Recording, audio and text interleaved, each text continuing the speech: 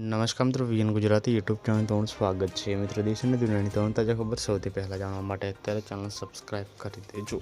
મિત્રો, ખૂબ જ મોટી ખબર સામે આવી રહી છે, જે બાદ ચારે બાજુ હડકંપ મચી ગયો છે. જે મિત્રો હોસ્ટેલમાં 6 બાળકીને સાપ કરડ્યો છે. મિત્રો, 3ના મોત, માતમ છવાઈ ગયો છે.